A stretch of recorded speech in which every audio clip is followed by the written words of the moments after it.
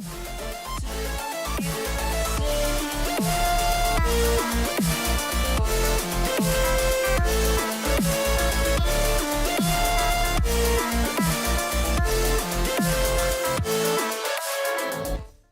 and welcome to Warframe Unabridged. I'm your host Finn, and today we're going to break down Hydroid and try and see what his purpose is before we actually start getting into the builds that he could use for his various abilities. Please bear with me during the following tangent because I promise it is entirely relevant to the topic of Hydroid and why many people perceive him the way that they do. It's very important to approach complex games like Warframe with the mindset kind of a scholar if you plan to get enjoyment out of them and their complex mechanics. An example of this would be the way people approach something like a historical or a holy text. Now, I'm sure that we can all agree that there are some people who truly try to understand the meaning of these texts, while there are many who are irresponsible and read their own meaning into it. Now, exegesis is the term used to describe people that read the text trying to understand what it is saying, and in doing so, many different approaches are taken. Now, for historical documents, it's very important to understand the context that the author was in and what the intent of the author was all about when they were writing the text. If you don't understand the context, whether it be historical context or cultural context or something else entirely, it can be very difficult to understand the message that they are trying to get across. Now, exegesis is essentially a term that describes responsibly interpreting a historical text. Eisegesis, on the other hand,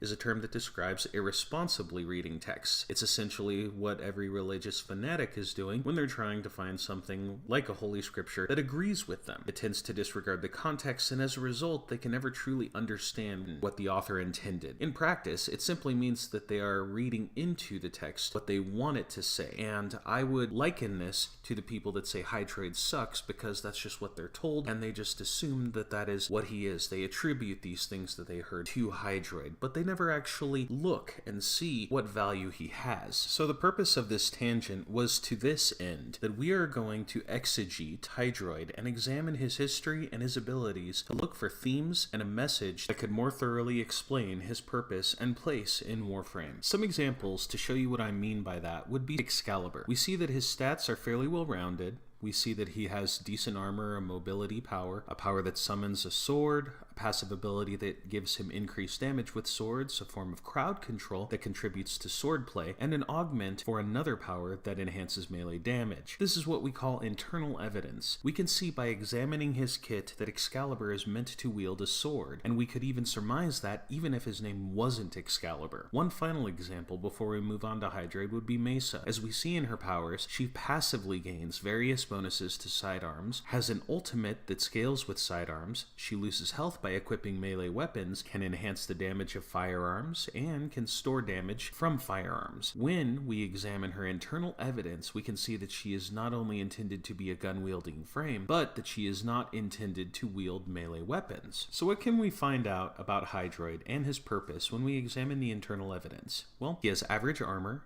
he has higher health than shields, a slightly faster sprint speed than average, the power of mobility, also which ragdolls enemies, another power that rapidly knocks down enemies, yet another power that ragdolls enemies and deals finisher damage, another power that is stealth-based and deals finisher damage.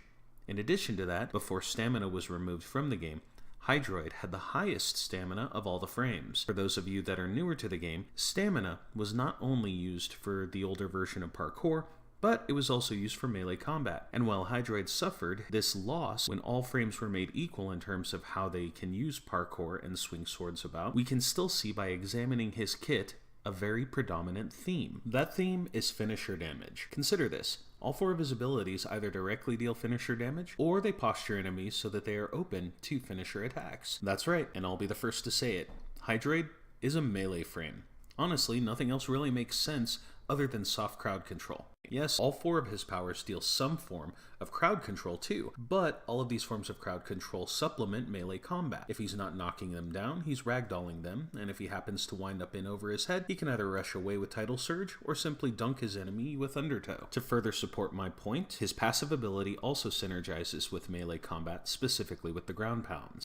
Every frame in this game does serve a primary purpose, and while that is true, you can still be Mesa and swing a sword. You can still be Excalibur and shoot a gun. With that being said, I will be approaching Hydroid primarily with some deviations from the perspective of what I can best determine his role to be, which is that of a melee combat frame. Now consider even his theme, which is that of a pirate, and pirates were also referred to cutthroats for a very good reason. They were dirty fighters who would take cheap shots and slit your throat while you were down. The notion of knocking down enemies and finishing them off execution style not only fits the internal evidence, but it also fits his theme perfectly. Between now and the release of the video on Tempest Barrage, I would like to encourage you to revisit Hydroid and see how well you do with him, primarily in the role of a melee combat frame. But that's it for today, folks. Allow me to please make the suggestion that you, again, empty your cup as we begin the journey through an unabridged series on Hydroid. If you know somebody that's had their eye on Hydroid for a while, go ahead and share this. If you're new to the channel or find Hydroid interesting, feel free to subscribe for more Warframe content.